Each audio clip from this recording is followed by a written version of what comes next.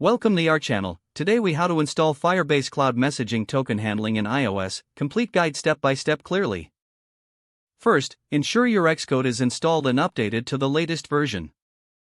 Open your existing iOS project in Xcode. Next, navigate to the Firebase console. Create a new project or select an existing one. Once your project is selected, click on the Add App button. Choose the iOS platform option.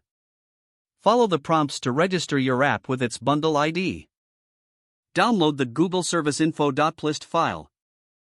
Add this file to your Xcode project, ensuring it's included in your app target. Open your project's pod file. Add the Firebase messaging pod by including the line pod firebase/messaging. Save and close the pod file. Next, run the command pod install in your terminal. After the pods are installed, open the newly created .squirkspace file. In your app delegate.swift file, import Firebase by adding import Firebase. Initialize Firebase in the application _did finish launching with options method by calling Firebase app.configure. Make sure to also register for remote notifications.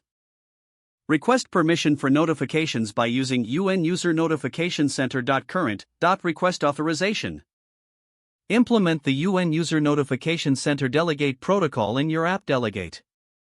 Add methods for handling notification registration and receiving messages.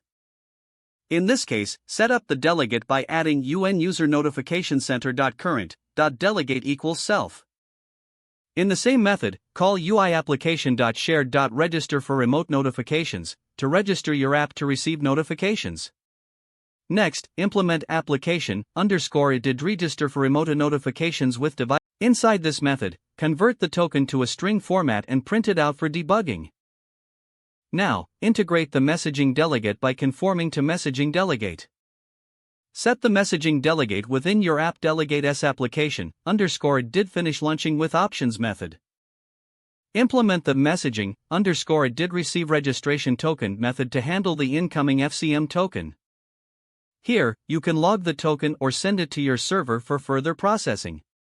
Don't forget to like this video and subscribe to our channel for more step-by-step tech guides.